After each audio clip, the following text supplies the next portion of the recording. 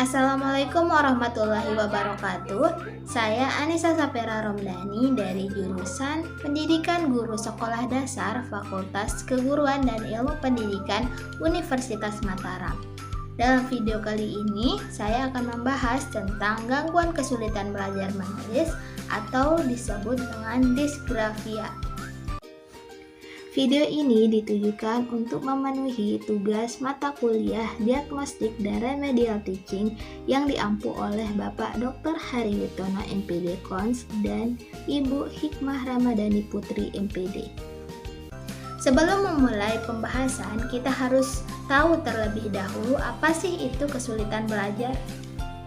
Kesulitan belajar khusus adalah suatu gangguan dalam satu atau lebih dari proses psikologis dasar yang mencakup pemahaman dan penggunaan bahasa ujaran dan tulisan.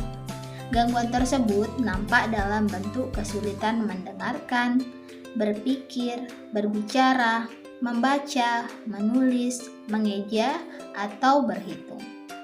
Nah, di dalam video kali ini kita akan membahas tentang kesulitan belajar menulis atau biasa disebut dengan disgrafia.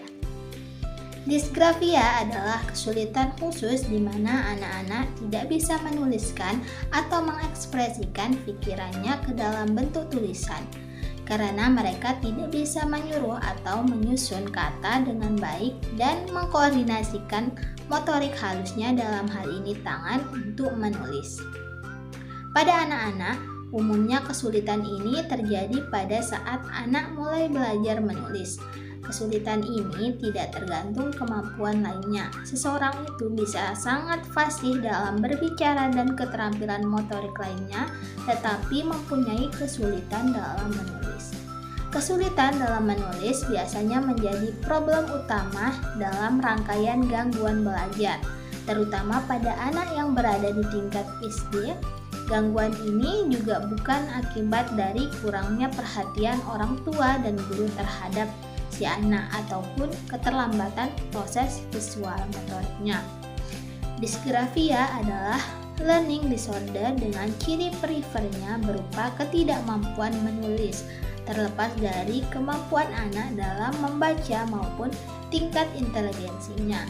Disgrafia diidentifikasi sebagai keterampilan menulis yang secara terus-menerus berada di bawah ekspektasi jika dibandingkan usia anak dan tingkat inteligensinya.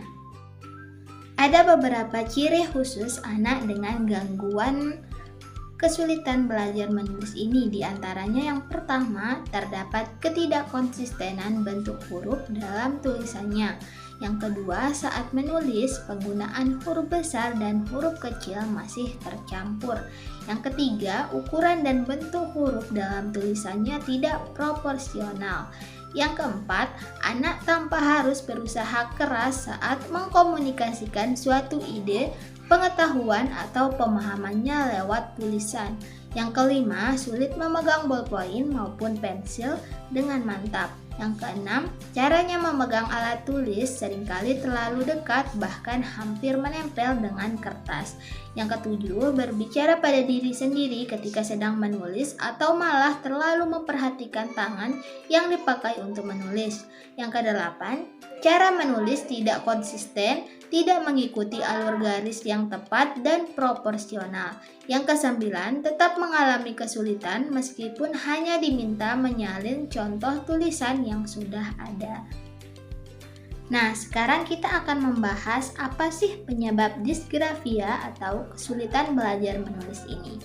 Nah, secara spesifik, penyebab disgrafia tidak diketahui secara pasti.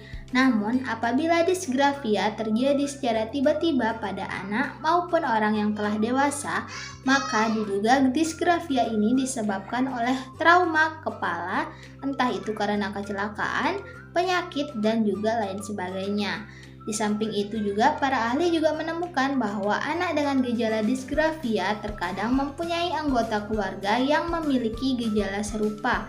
Demikian ada kemungkinan faktor herediter ikut berperan dalam disgrafia.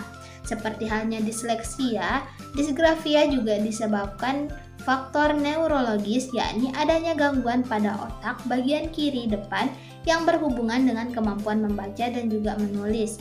Anak mengalami kesulitan dalam harmonisasi secara otomatis antara kemampuan mengingat dan menguasai gerakan otot menulis huruf dan angka.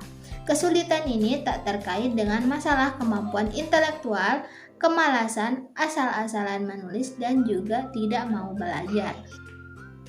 Ada beberapa hal yang bisa dilakukan orang tua untuk membantu anak dengan gangguan kesulitan belajar menulis ini.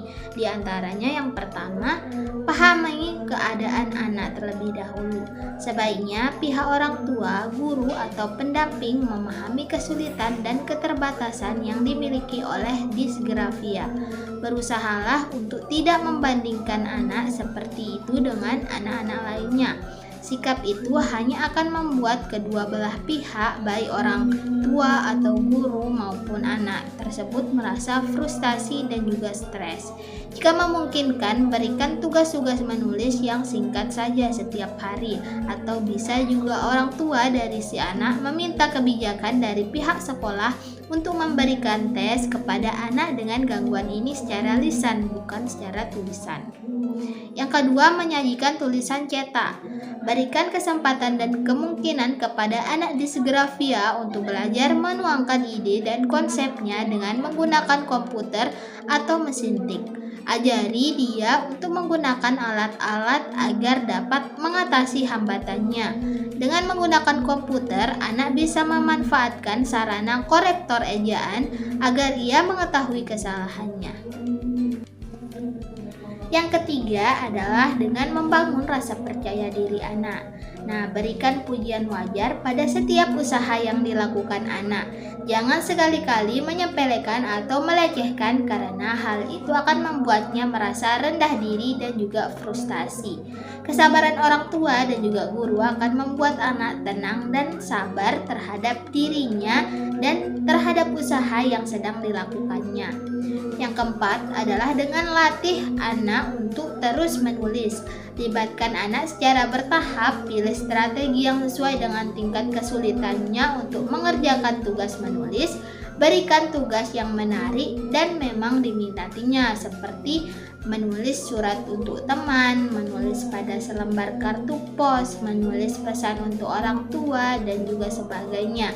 Hal ini akan meningkatkan kemampuan menulis anak disgrafia dan membantunya menuangkan konsep abstrak tentang huruf dan kata dalam bentuk tulisan yang konkret. Demikian video pembelajaran dari saya. Semoga video ini bisa bermanfaat bagi kita semua. Terima kasih sudah menonton.